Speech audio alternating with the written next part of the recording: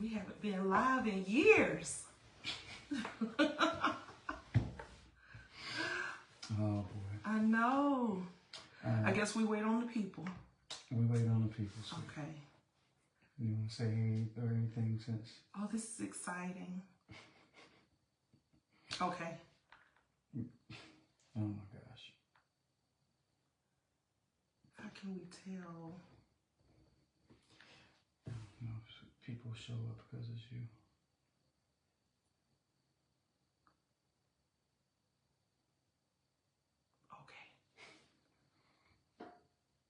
All right, somebody's. Well, I think that might just be you.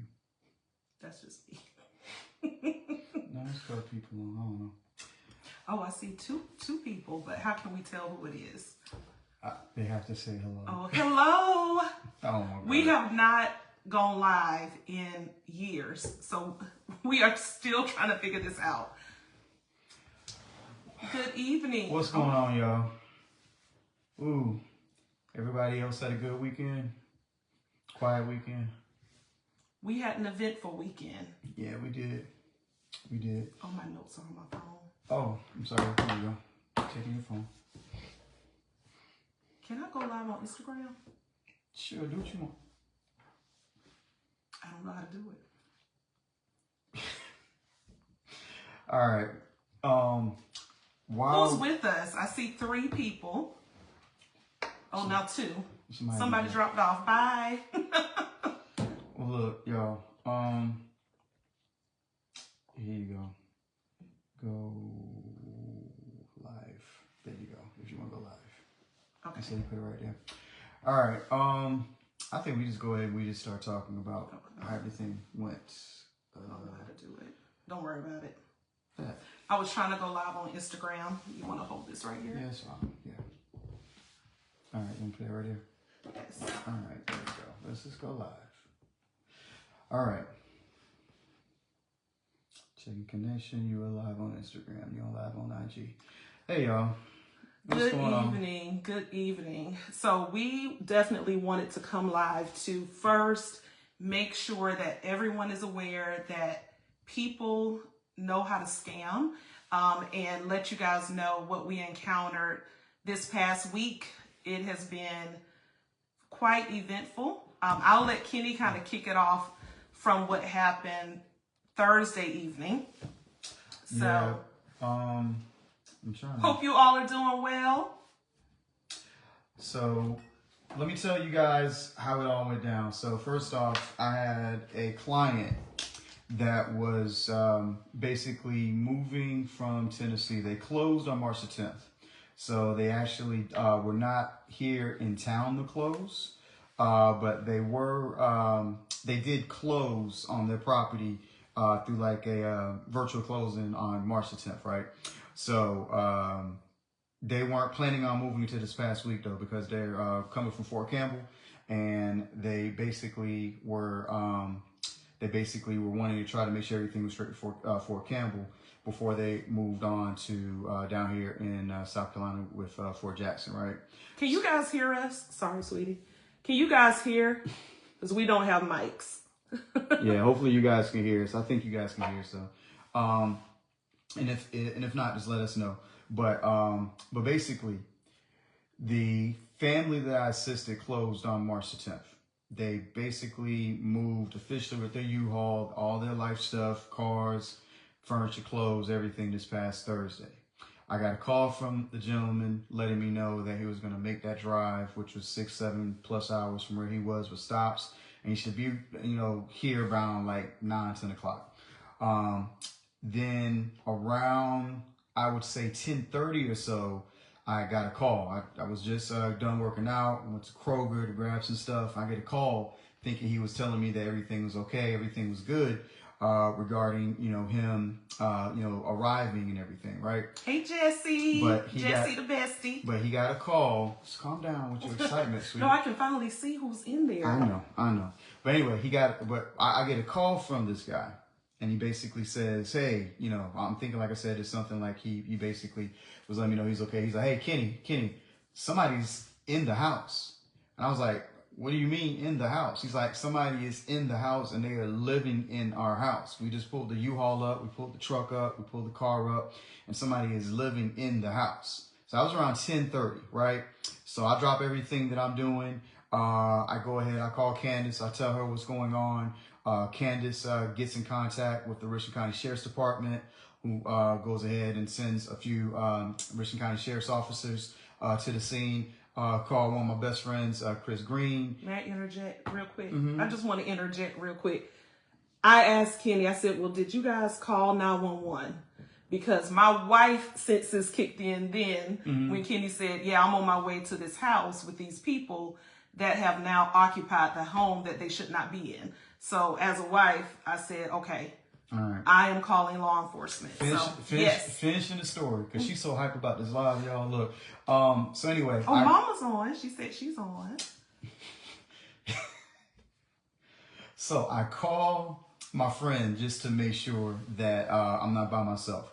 As far as a backup or anything like that. I know Richland County and the Sheriff's Department is there, but I wanted to make sure that I had somebody that, could basically be kind of back up a witness to me as well on everything, right? So we pull up 10:30, a little bit after 10:30, 10:45, I get there. And yes, there is a couple and their 2 kids that are living in this house that was legally purchased by my clients on March the 10th. That was empty for about a week and a half, to be honest with you. So in the midst of everything going on, we get some intel. These folks had supposedly been scammed. I'm using air quotes because there's a lot of stuff that I'm just gonna be honest with you. In my opinion, this doesn't add up. But supposedly they had told the Richland County Sheriff's Department that they had paid a certain amount of money to a unknown contact. They never met this person. They only communicated with them through, like phone apps, maybe Facebook, things like that. And essentially, they paid these people X amount of money in a combination of Cash App and Bitcoin. So, first red flag. Basically, nothing as far as, like a check, a cashier's check, or anything like that. It was all electronically transactional. And like I said, supposedly they found this guy's information through Facebook, right? So Richland County, they're telling us this, us being, the party to the buyer. I'll be honest with you, I'm not caring, because my folks make that drive from Tennessee all the way down to go ahead and get into the house that they signed documents for, and I witnessed the closing for, and I assisted them with everything with the attorney's office and everybody else to get them in the house. But that evening, there was a lot of back and forth. They supposedly presented a lease to the officers that showed that they actually signed a formal agreement or whatever. They showed the text message and communications between everybody as far as, what it looked like, where they were talking to a real contact, whoever they thought they were talking to, all that good stuff. In the meantime, myself, my client, his wife, his brother, the dog, we're all in the front yard, just basically being kind of brought up to speed by these conversations that the Sheriff's Department is having with these supposed victims through this situation. I'm not saying they're not victims, but again, just remember and understand that my best interest is of my client who could not get into their house at the time. So that evening there was not a resolution for them to go ahead and move into their home. The Richland County Sheriff's Office provided us some insight that they would go ahead and, kind of take a look at, I guess, options to self-evict. And they would go ahead and essentially, decide on what they wanted to do the next day. But they did ask for my client to go ahead and essentially find, some place to stay that evening while, there was, some kind of action follow-up to be done the next day. And like I said, that was Thursday, and this is going on Friday the next day.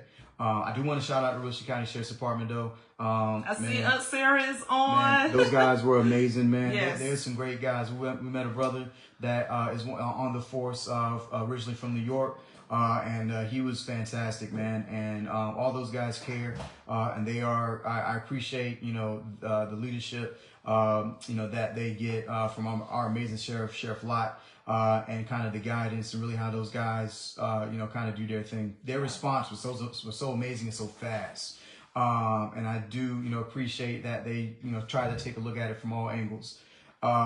With that said, though, like I said, there was no resolution that night. My folks had to come and basically find accommodations for that next day, and to be careful, to think about at least maybe 2 days of, basically, accommodations, right? So falling back, like recapping that first night, they were in the house. There's no furniture really, from what we could tell. No real belongings. Maybe just some toys, some clothes, and a vehicle. As far as what we saw, there was a little welcome home thing or some welcome to our home thing hanging outside the front door. There were a couple of pictures and a balloon of some sort that was inside there, but we didn't really see anything as far as belongings, and I'll add to that a little bit later. But that night, like I said, nothing resolved. The next day, we want to go ahead and kind of follow up to see where those folks' mind were. Now, I'll add this to the story too. I didn't say this on Facebook, but I want to shout out, I won't shout them out publicly, but there are a couple of pastors in the community that I reached out to. And one of the pastors connected me to another pastor who had provided provisions for these folks to basically get some kind of assistance and some kind of accommodations that night. So that way they can get some immediate assistance and not just be, in the house and, basically still trying to figure things out. So I did go with my client, and we did go on the grounds to kind of provide what we thought was going to be great news, awesome news to them. And essentially, while we were there, the folks rolled up in the car in the driveway because they weren't home. But then, they rolled up. And, I'm thinking I'm spreading good news to them. Hey, man, like I promised you. And let me add this, too. I'll give you all the details as much as I can. On the porch that night, because if they were actually in a situation of being victimized, I grabbed that brother's hand on the porch, and I said a prayer for him. And I stopped everything, and I just went and asked God to protect him, his family, his kids, provide him with some insight to go ahead and, basically lead his family out of this situation, do whatever's necessary to go ahead and just, take care of his family through the direction of God.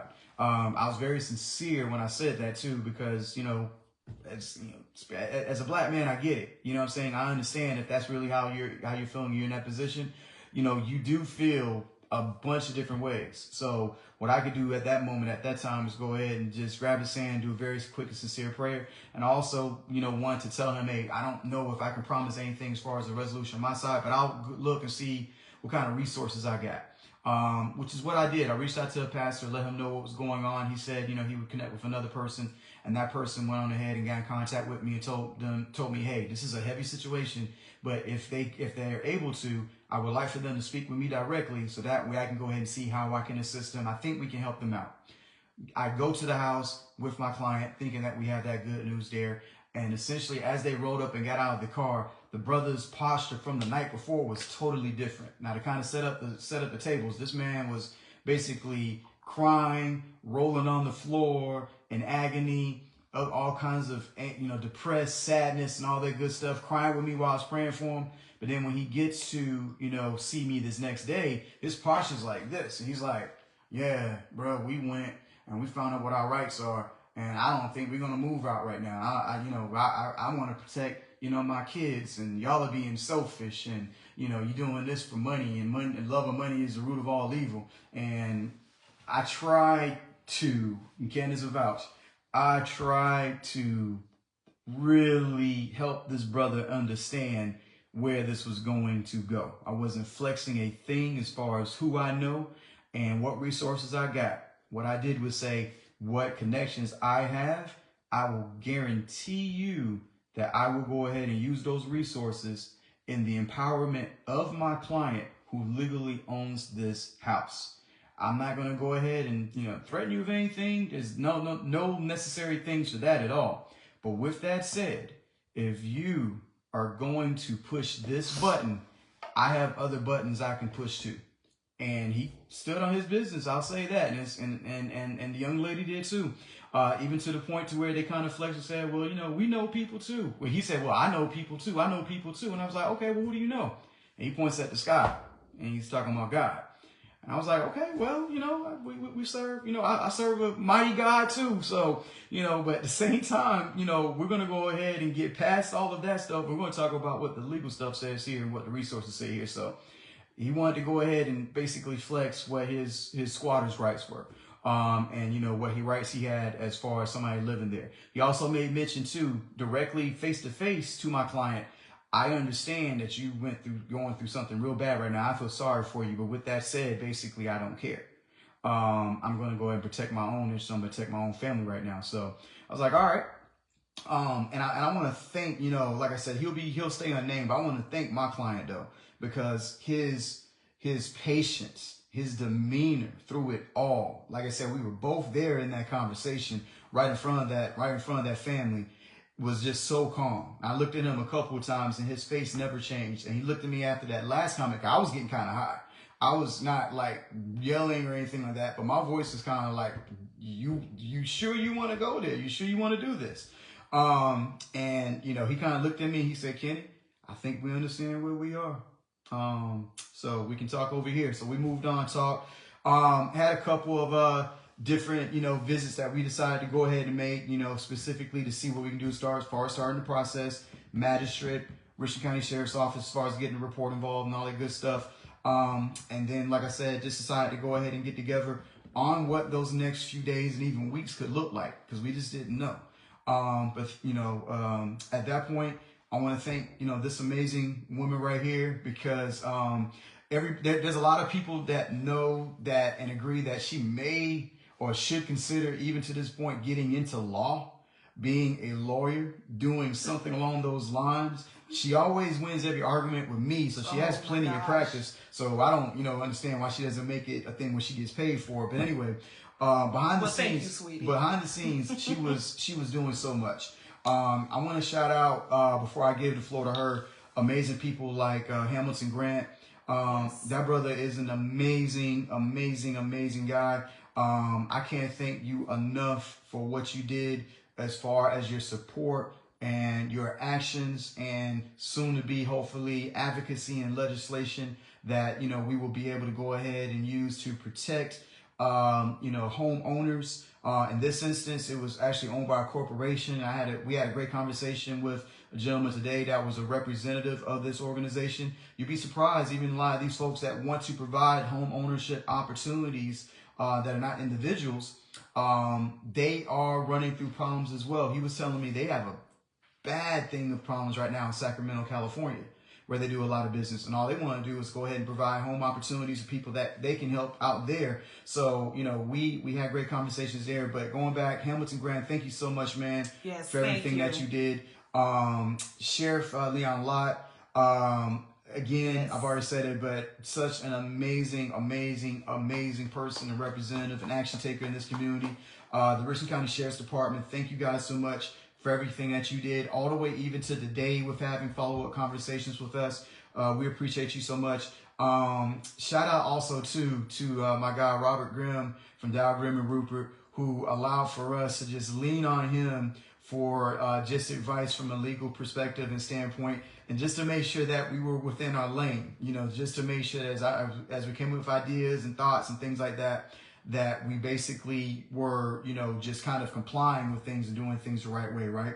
Also, again, my amazing folks, Chris Green, Angie Green, man, like if y'all have, I'm gonna plug them because they need to be plugged. New Creation Construction and Pro Touch Tax, and also what's their home healthcare service? Pro Healthcare. I'm going to plug them like crazy because they are some of the most amazing, supportive people and assets to this community that need to be basically elevated and need to be more known about. Excuse me. So again, I just wanted to go ahead and throw those those things out there to those folks. The good news is, right, when it came to Saturday, I wanted to back up. Oh, go ahead, back up. I'm sorry, guys. I wanted to back up a little bit. You back up. I'm gonna check IG. The point, and y'all, I'm smiling because I'm seeing some of the chat. We are on live on IG. I'm not on Facebook right now, so Kenny went on my Facebook to tag me in this, but I'm taking a little Facebook break. What's up, y'all? But I thought this was so important that I asked Kenny to make sure it's on my Facebook page. Hey, Bambi, I see Mama Shayla, John, Rainer, all of you guys. Erica, I saw you. So thank you guys so much for chiming in. Feel free to share this as well. The point I really became really vested in this, of course, we're working on behalf of our client. Hey, David, we're working on behalf of our client. So we're going to be advocates. And I simply don't take no for an answer. So initially, we'll back up here. Initially, we were advised that our client would have to go through a formal eviction process, which could take upwards of 30 plus days. And again, I'm a person that I understand the law. You know, I'm not an attorney, but I understand if that's the law. But I also understand when God has another plan, sometimes favor can come in with God's plan. And I just simply did not take that as an answer and did not take that sitting down. So that's when we started utilizing the community, and I went on a whole Instagram role and just started posting this story. And also for me, the whole thing changed when Kenny and our homeowner went back on Friday, and their demeanor, the occupants that were in the home, their demeanor changed so much to the point I thought they could be complicit in this whole scam. You know, initially they did state that there was a lease that we never saw. We were never privy to whatever they presented to law enforcement. So for all we knew, they broke into this home. We had no evidence on our end, no proof of how they even entered into this property. So their end was super problematic for me, and certainly a loophole that has to be fixed. The homeowner was the ultimate victim. No matter which way we put it, and if those occupants were really scammed, I do feel for them. You know, I'm an empathetic person, and they were victimized as well. But ultimately, this is the homeowner that was really being victimized with this entire situation. And I was just not going to sit down. We weren't going to sit down and just accept they had to go through the whole eviction process. So when I was on Instagram, I ended up tagging Hamilton Grant. His wife is an agent with us, Alana Grant. They are great, a wonderful family. Hamilton got right on it. Hamilton made some calls. Kenny also mentioned Robert Grimm. Robert reached out to the magistrate's office, really helped us with the whole process and understanding the process. And then the sheriff's department really then helped intervene and had some positive conversations with the occupants of that home. Again, the issue is eviction laws were really made for legal lease agreements. When these laws were made, they did not think about fraudulent lease agreements. So there is no reason in my mind that a homeowner should have to go through a regular eviction process to get people out of their property that should not be there. So we'll talk about some ideas that we have that should be introduced into legislation to remedy this issue. Right. Homeowners should have the right. They should be the real victim. We were scrambling, trying to find housing for our client that had a pet and owned the home that he could not even get into. And shout out real quick, too, to everybody that may be live or may see this live later that offered, you know, just ideas for Airbnbs and houses and stuff like that. Thank you, guys. I appreciate y'all so much because, like I said, we were trying to scramble at the last second to figure things out. And you guys came through, even though, thank God we didn't need the resources. The fact that you guys offered the resources was amazing. So I want to thank y'all real quick. So. Thank you so much. Thank you guys. Some people donated to our client's Cash App just to help out with expenses. We didn't know how long he would have to be put up. He and his family would have to be put up in alternative temporary housing. We didn't know how long this would, last. We didn't know the whole thing. But again, favor showed its face upon us, and we thank God. And everyone, the community really came together.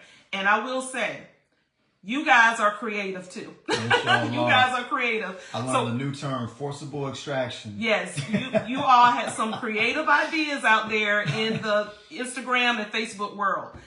So we appreciate you all. So Friday, again, is when things started ramping up. They changed their entire attitude and basically indicated it's not their problem. Homeowner, you figure it out. We're going to stay here. We're not leaving. And to me, if you are really a victim, you would be asking the sheriff's department to file, let's get an investigation going with how I got scammed. Let me go on Facebook and get a GoFundMe if needed to get my family into a home. Kenny is scrambling, reaching out for resources for them. And they said, we don't want your help. We don't need your help. Get off this property. So that was the whole demeanor on Friday. And that's when things ramped up. And I said, absolutely not. In my eyes, they were not victims. Leah, they were there from the 11th, starting that last Tuesday, to being out on this past Saturday. So what's that? About 9 days. I guess about 9 days to Leah's how long they were in there, with the risk of them being there for a lot longer. And that's what I wanted to kind of bring up too, man, is that this, I really do thank God that, and shout out to, I see Shayla on IG. Hey, Shayla! Dropping that Madam President. Miss you, girl. But so I will say this. I am, now taking a look back at, kind of the stuff that, I see Gabe, kind of stuff that Candice and I are involved with, her being, involved on the president level at the CCRA, and, what I try to do behind the scenes and things like that. And I thank God that we are in positions of advocacy that we are in right now. We thank God it happened to us. Yeah, because, like I said, it's a thing to where it opened eyes. I'll tell y'all this. Now, they didn't damage anything. Thank goodness. Now, they left a little mess, but it wasn't any permanent damage. It wasn't permanent damage. It just needs to be clean. Right. But like I said, I'll say this. So, and this is kind of a real estate topic, but one of the things that my amazing leadership, South Carolina Leadership Academy group is talking about right now, we talked about before, was really what issues can be presented to folks on the legislative level as far as advocacy for the real estate community and real estate industry. And I'll be honest with you, I did not think about this particular situation when it comes to squatters and scammers and things like that, and how, basically that is a huge problem. So I'll tell you this, we are 10 toes down on making sure that this gets rectified. Like Absolutely. I said, talking with the company and hearing about how they have so many different problems with this nationwide, and they're dealing with this as far as a large corporation in different levels. Now, we're going to try to go ahead and put, as many stops as we can to it here in South Carolina as far as what we can do, as far as who we have access to and the resources that agree with us on it, right? Because at the end of the day, whether you're a homeowner, whether you are an interested party in owning property and it is trying to be basically illegally used or scammed by somebody else that has no interest, and then you have to go through an eviction process that can take 30 to 60 days at least just to go ahead and get your own stuff back, it's absolutely crazy. We're not even going to talk about learning about how people can squat on top of squatters. It's so many layers to it, you know what I'm saying? Yes. So again, that is a passion thing that that we're going ahead and we're going to pick up on right now. Absolutely. I will say this. This particular property from the company, with no fault of their own, they want to make sure that the clients had access to being able to get, keys and things like that. And it's a normal procedure for them to leave, a box on there. Kenny is talking about the sellers. I'm sorry. The sellers of the property. Excuse me. Yeah. So the sellers of the property for this particular corporation, it is common for them to leave essentially some kind of contractor's box or something like that on there with a code for a situation like my client, who is coming, from out of town and relocating, to be able to access their keys when they're ready, right? And that is a situation that has happened a lot after talking with, the folks there and hearing about so many other people's stories as well. That seems to be where a lot of these scammers can kind of come in and basically, go ahead and so I'm talking about that now. Right. So basically how they can go ahead and get access to that code, whatever it is, or access to a key, to be able to go ahead and essentially get a key, get inside, get access, and do what they need to do. So you just have to be careful. You have to protect your interests as a seller of that property. I had a client about 4 months ago. You remember the stove story I told you about with the people that just stole, the guy that had his stove sold? Yes. So I had a situation not too long ago where I had a closing where a gentleman basically was going through on a very, what we thought was smooth transaction up until the day we did the walkthrough. And we looked around and we were like, wait a minute, man, something is off. And noticed that an entire stove was stolen on the day that the day before he was supposed to close on the walkthrough. And the reason why that happened is because the fact that there was people that were able to go ahead and get access to a key or a copy of the key and do that. Like, it was absolutely crazy. Gabe, they had the water. So this is the other thing too. They had the water in their name. And my client could not turn on water in his name when he first attempted and tried, which is a red flag. But electricity was still in the name of the actual seller.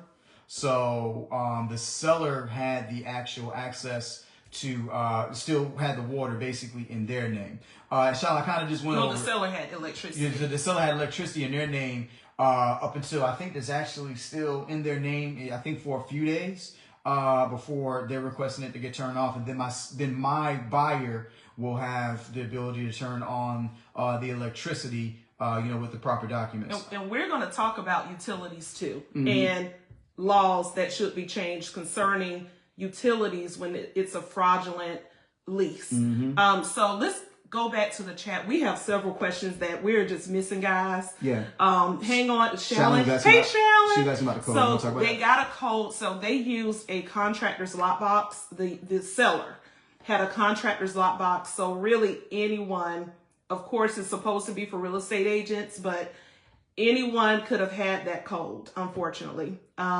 Did we find that they are victims or a scam? So it is still, we are very careful with how much we do share tonight because it is still being investigated. Mm-hmm. Things do point to they could have possibly been scammed, possibly, but the investigation is not over. I'll tell you this.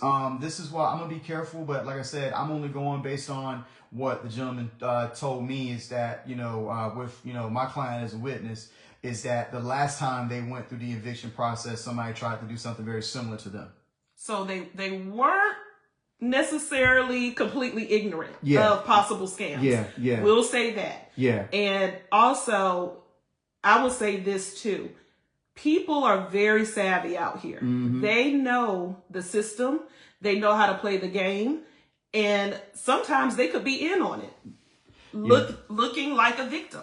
There are Facebook groups, y'all. They're teaching people how to do this that we found out about. I haven't identified them yet, but supposedly there's closed or private groups that basically show, the right person or the instant person how to be the victim and, basically act like, somebody else is to blame for them, if they get caught or something like that. Yes. So there are actual groups, which is not surprising. That teach people how to squat and how to claim they have a lease agreement. Yeah. And they know their rights, quote unquote. Yeah. Now let's fast forward. We talked about Thursday, the events that led up to the discovery of the occupants in the home, and then we talked about Friday how there was hope. We were hoping that Kenny and the homeowner would have a peaceful conversation and resolution, but the occupant said absolutely not. Mm-hmm. And so we are going to now fast forward to Saturday, and we're going to go back to Hamilton Grant. He really just got the ball rolling, and this was a Saturday. And the next thing you know, Richland County Sheriff's Department, I don't know what they said to them or what they told them, but they went back as part of their investigation. And then I received a phone call stating that they are packing up and moving out. So now we don't want anyone to think that that could be the results, every time this happens.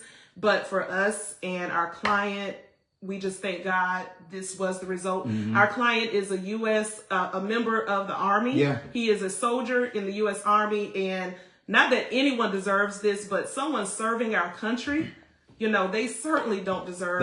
That's why I got riled up. And I didn't even cut you off, but that's why I really got riled up. You think about somebody that's going from one duty station to the next. This is their first time in South Carolina. Y'all know how we get down with the military community. And thank you for anybody that's on the live that checked in, that has served or is serving. I appreciate you. But a big portion of my business is active duty and retired. So I have a passion for them. And watching somebody go through this, for the first time, this is how they're welcome to South Carolina was crazy.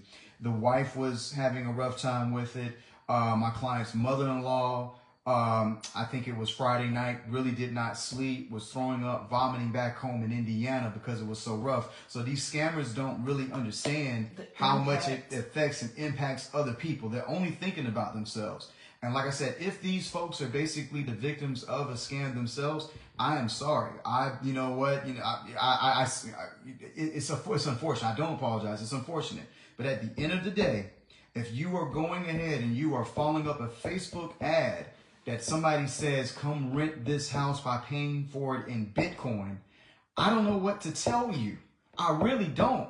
And, I'm tapping the table because I'm so frustrated by it. Can I say this? If you're savvy enough to know how to do Bitcoin, which I don't know anything about, how are you not savvy enough to know you're being scammed?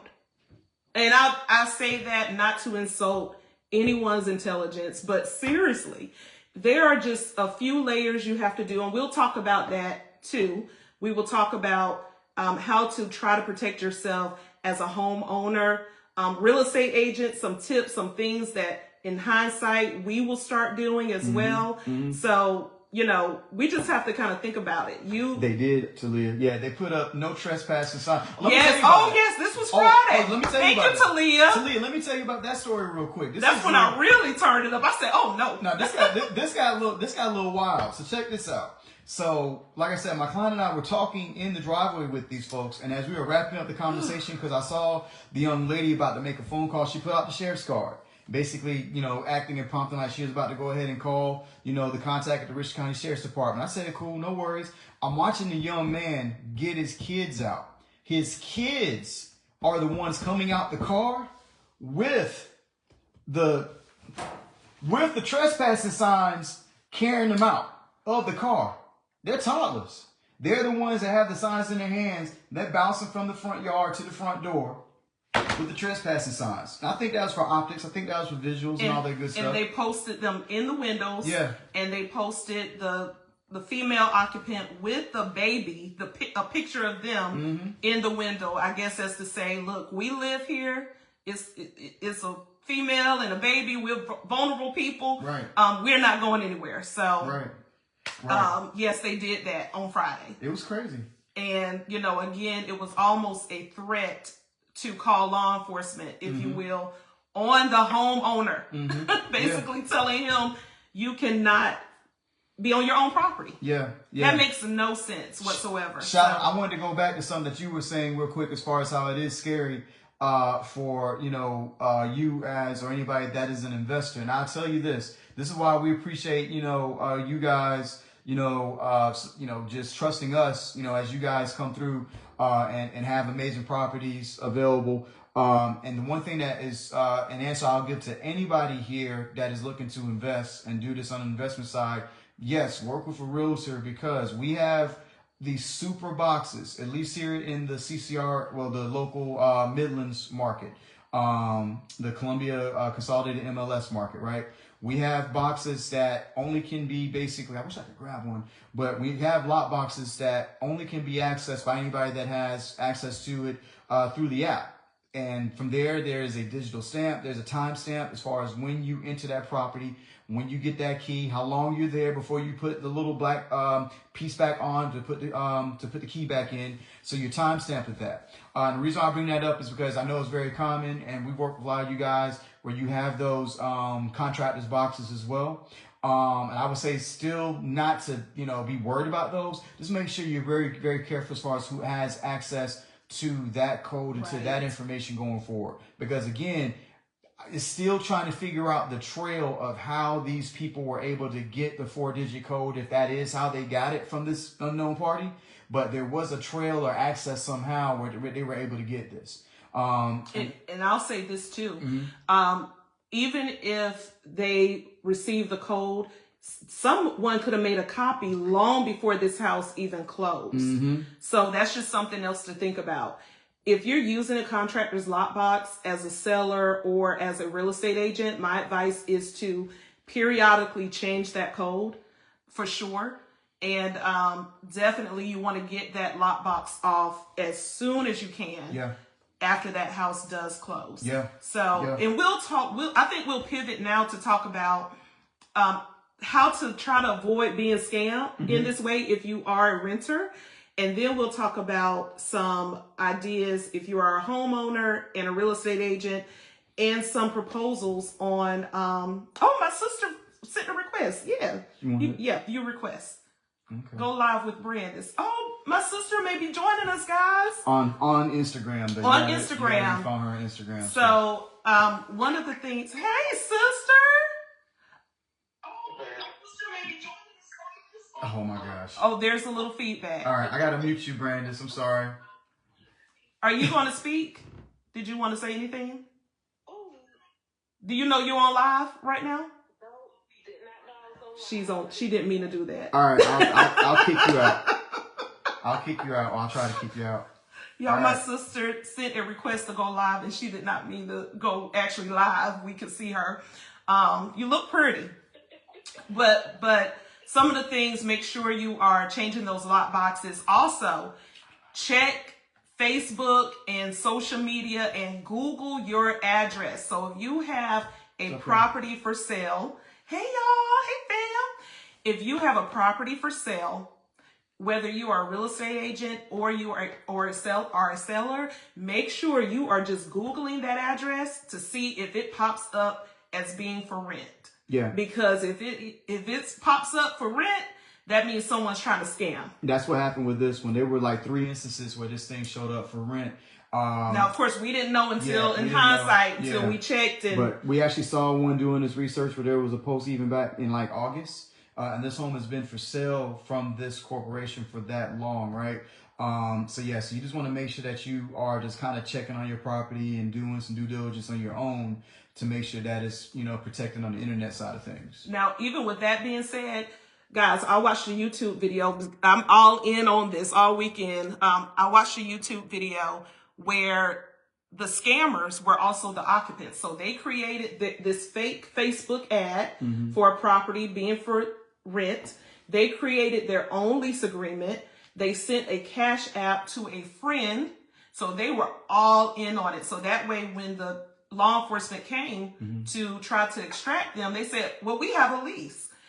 During that investigation, it was discovered they created the whole thing. So that, again, is an issue. You really don't know if people are really victims of a scam or if they are in on the scam themselves. So that is definitely another issue. What other advice would you say to check to help? If it sounds too good to be true, it probably is. Y'all, this particular, like I said, I can't throw out exact numbers, but I'll say that they were under the impression that their particular rent, and I'm going to actually add an extra layer to this in a second. They actually thought that this actual rent for this particular property was going to be under $1,000. Now, anybody knows anything about Columbia right now in the first place knows you ain't going to find that, period. Like, nowhere. Especially not with the lake view. But okay. If you were to rent this spot, it's more like a $3,000 spot. It's a lake view. It's almost on an acre. It took catch to get y'all here in front of the camera. James, you're right. You're right, man. But look. I'm glad we're here though. But if it's too good to be true, it probably is. If you're a renter, research, double check, do everything you need to go ahead and make sure and validate that. I would say that if it's a situation to where, here's something savvy you can do. If you have an address of a house that you're thinking about, if you are in the position to where you feel comfortable with at least researching the owner in public record, match public record to see if it matches the name of the contact that you are actually working with. Yes. That'll answer 99% of the things right there. Yeah. I mean, just being real. If somebody's, if somebody's name is that says that they want to work with you is John Smith, but you go ahead and you look on public record and it's Betty Boop or something like that, then you should have some red flags. You should be up there doing a little bit more research. You can ask some things to validate that these people own the property. There's nothing against that. Any real property owner or owner of a property has no problem going ahead and forwarding you something or presenting you something to say, hey, it's my legal right to go ahead and offer you the ability to go ahead and rent this property. Is it foolproof all the time? Not, no, because you can have some domestic situations, even if you do have somebody that has an ownership interest in the property, but it's still, an extra step that you can take to go ahead and not have your quote unquote Bitcoin taken from you. And then also, like I said again, Bitcoin. Yeah, that's another red flag. Bitcoin is a red flag. Like, let's talk about what's actually legal tender here in South Carolina to be able to do stuff like that or not. No, Bitcoin is not one from my understanding because it fluctuates as far as the value. So something that you think is worth $500, maybe $700 one day and then $200 the next. So that's the other thing too. Cash App. There is no reason why you should be accepting or saying that I'm going to go ahead and feel comfortable working with somebody through Cash App. PayPal, in my personal opinion. Square. I can keep going. There should actually be, in my opinion, some kind of thorough money transfer of a legit bank or something. Talia, you're not kidding. I'm with you. I'm telling you, but look. But like, seriously though, it takes a couple of extra steps, y'all. It just really takes a couple extra steps. And on, the side of things with that, like I said, it wasn't even $1,000 by the time they sent it. Yeah, it wasn't, man. That thing was probably like $800, $700. But like I said, again, just do a little bit more due diligence. Also, too, let me go ahead and talk about some common sense stuff here. Even if you aren't in a situation where you paid that money. When these people moved in, there was no refrigerator. They had no viable furniture. I saw a mat that they probably slept in on the floor, which is a sad situation. I saw a pizza coupon thing in the bathroom that they were probably ordering fast food from. I saw a grill in the backyard that with hot coals. So they were cooking out. That's how they were cooking. They were having the time of their life at somebody else's house. Yeah, they had hot used coals that were there on the grill on the deck. And that's how they were basically making it happen as far as the food. First of all, if you're renting something from somebody and it's legit, I would assume that somebody has provided me at least a refrigerator to go ahead and be able to store cold food and not just put that onus on myself to go ahead and have to buy a refrigerator if I am a renter. My point to that is also, if I don't have a job, yeah, probably I'm not going to get a house with a lake view either. Yeah, I mean, just being very honest with you, you're probably not going to be able to, and this is nothing against gig workers because they are some of the most amazing people that do jobs that a lot of us just don't want to do. But at the end of the day, there's a certain income and a certain level of activity that everybody in those industries can do, right?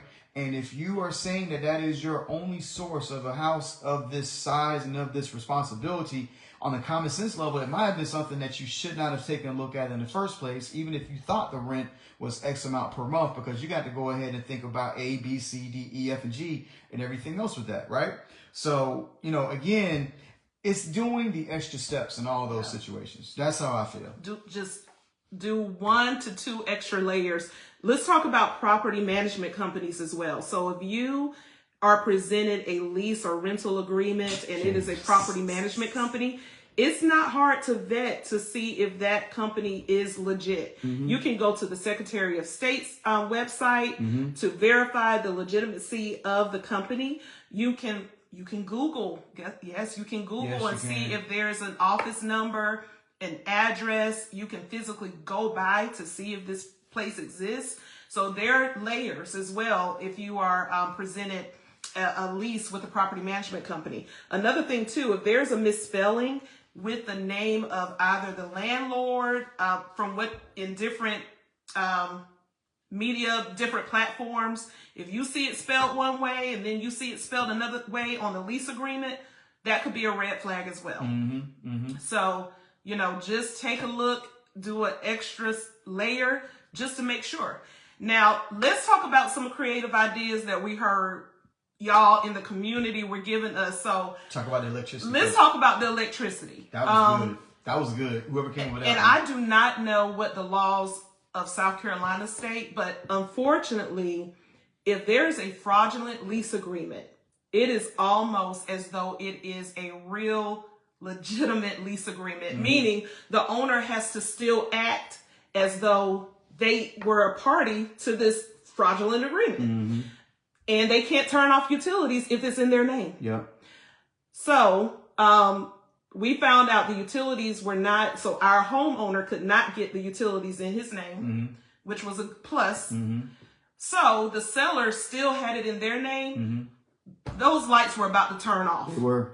They were about to turn off. Yeah. So if this gets shared or anyone may have an idea to think they can start scamming people, if you have children and those lights are off, that's not good, because I don't think Child Protective Services wants children living in a home without utilities. And I'm not trying to be funny. I'm not trying to be mean. But think about things before you try to scam people. That becomes a DSS conversation, and just being real, you don't want that, because that goes above anything else that deals with this house and you know, squatting and being there illegally. Absolutely. That goes into a total Child Protective Services thing, like Candice said. Now you're in a different boat. And if you have children, protect them by doing your due diligence. No, it wasn't it wasn't in a HOA community, Talia, but it's a beautiful house, but not in an HOA community. Yes, so. That was one unique idea. Another idea, they were probably about to get some DoorDash at 3 a.m. So, y'all, I'm telling you, the community you guys were messaging us. We heard stories about people taking the doors down, talking about we need to replace the door. There were other very creative protests. The real estate community was ready to protest in front of their house. So I'm not gonna say who, but somebody was talking about just taking across the street in the public road side of things, not in their yard, and just taking the brightest flashlight possible and just flashing it in their window, because they also have no blinds in this house because blinds aren't cheap. And they were gonna go ahead and just say, hey, well, you know what? My folks, you know, my friends, clients can't get sleep. They can't sleep well. Y'all ain't gonna sleep well. So, like I said, these are just ideas. I'm not saying I advocate for any of them. Right. We're just we really want to tell people before they try to scam on the other side. You don't know the other side that you may be contending with. Yeah. It just so happens that, you know, we are level-headed people. Mm-hmm. We are people with compassion. Mm-hmm. We are people of empathy. Mm-hmm. And our homeowner is that way as well. So it was a blessing. But if you don't know if anyone may be unhinged on either side. Right. So why even put yourself in that situation? And I'll say this, even if this is just my opinion, this is the opinion of Candice McCuien, okay? Once someone, if they are scammed into a fraudulent lease agreement, once they are told and advised that, hey, sorry, you were scammed, and they are not making the provisions to find a way out, to me, they're a scammer as well. Yep. And I stand on that. If once the discovery is made and you are not making provisions on an exit strategy, an immediate exit strategy, and you're not trying to work with the homeowner so they can get their house, you're no better than the initial scammer. And it does not help too when you go ahead and have a posture such as this to say, you know what, do your worst, because that's kind of what the reply was from the gentleman. And he was like, I'm going to go ahead and just tell you I feel sorry for you, but it's not my problem. That is the worst thing that I think you can do as far as any kind of sympathy, empathy, whatever you want to call it, and trying to get that.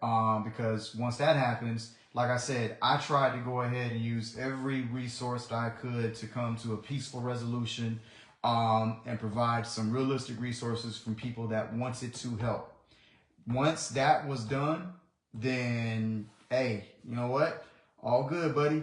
Hey, the door is open now. You know, like you basically you gave me a free pass to go ahead and, like I said, not threaten, not do anything crazy, but now any resource that I have possible.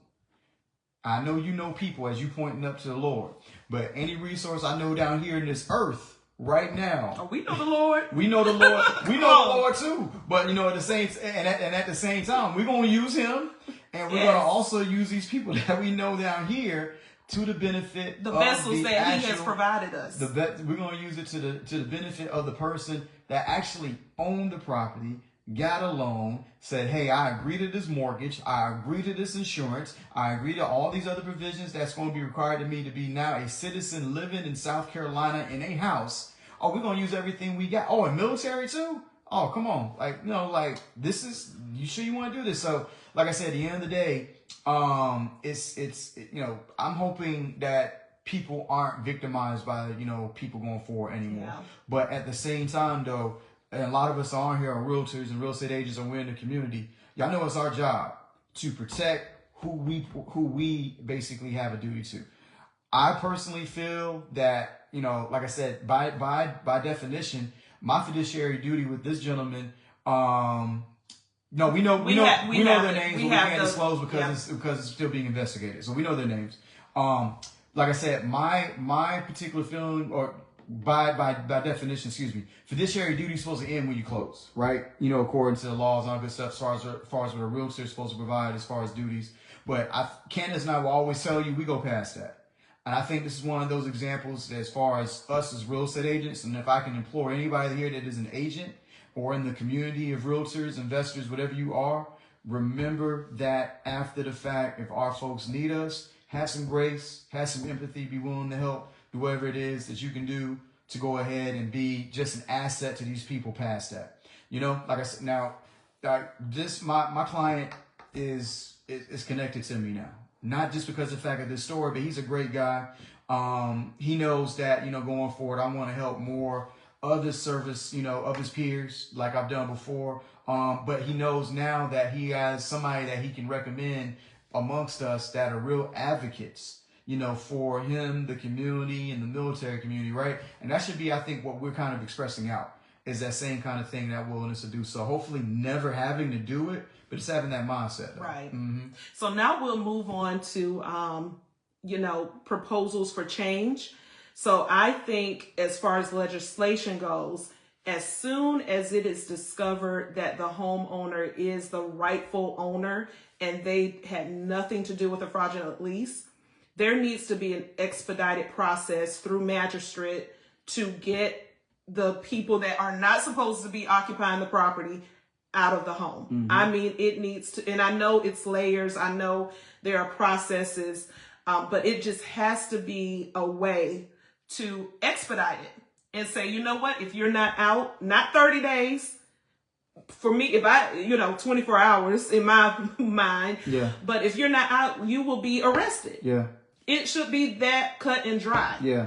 And it's not. And I think it's as easy, like I said, public record just proves so much of that stuff. You can go on just about every county website and look and see who a legal owner is in this kind of situation.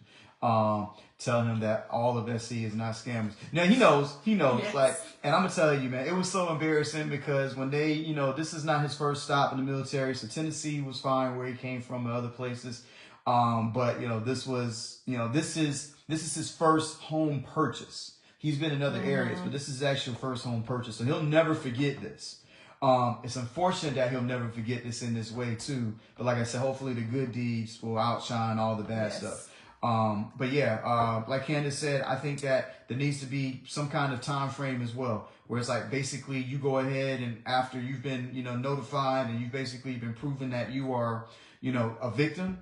Hey, let there be a victim's law or something to where, it's not necessarily to where it's more protection for them, but it's like, hey, you've been notified, you've been made aware, we're sorry, but you do now have 24, 48 hours, whatever that looks like, to vacate to the actual owner or leaser of this property. Because this happens a lot with leasing too. I, was working back in the day with a company, part-time for a little bit, and they were a owner of rental properties. And they went through this all the time, where people were going ahead squatting on rental properties. So this company that had an actual signed agreement for somebody that did want their house could not have people move in.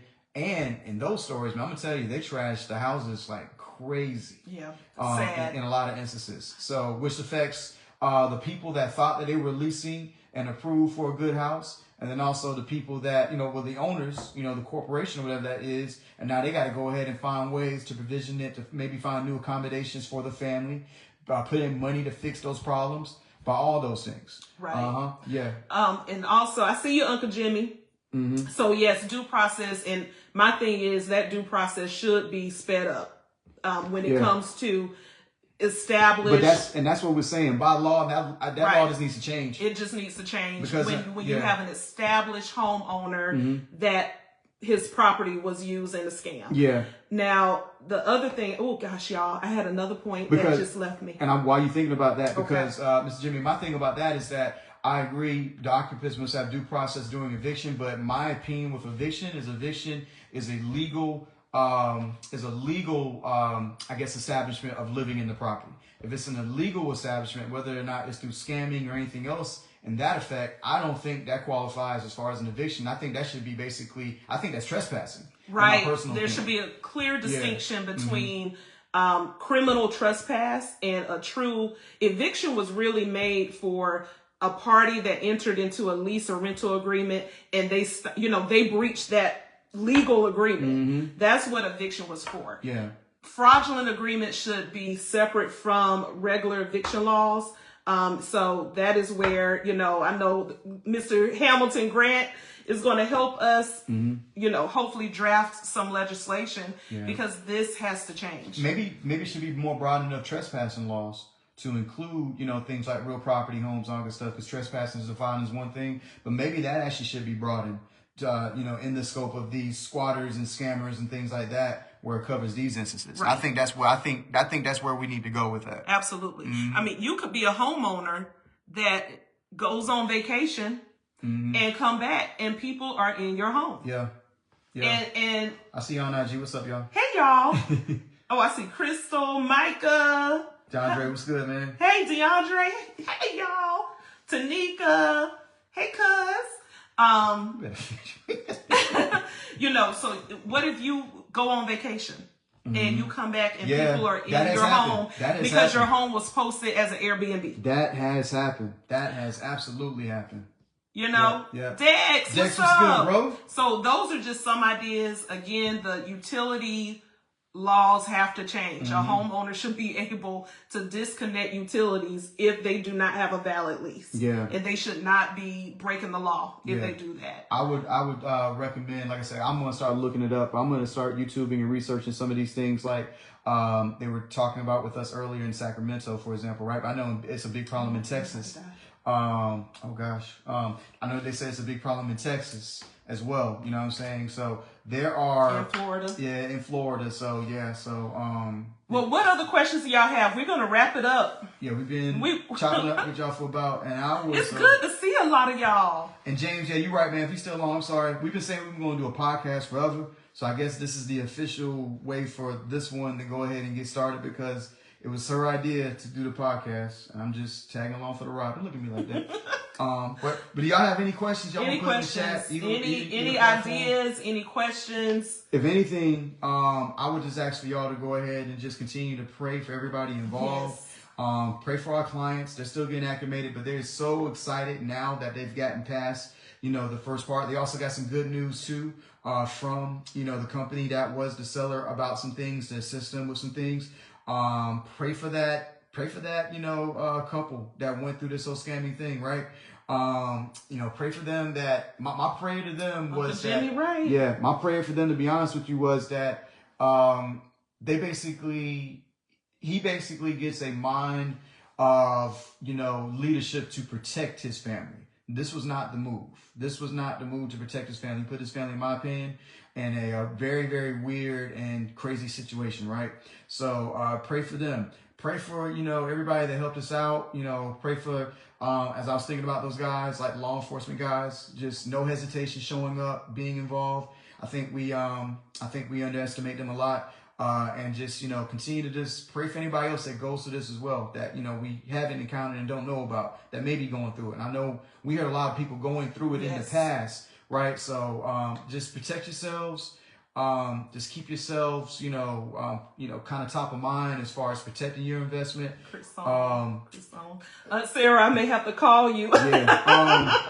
And if anybody's on live, Chris, and who I was shouting out crazy earlier, that's the guy. New creation, construction, pro touch tax, pro touch healthcare, right? Pro healthcare. Yep. Chris, you might have to tag and put it in the chat, man. I was tagging you earlier, man. I was talking about you earlier. Chris was there, like we said, from day one when the homeowner called Kenny, and I called law enforcement. Chris was, I think, did he beat you there?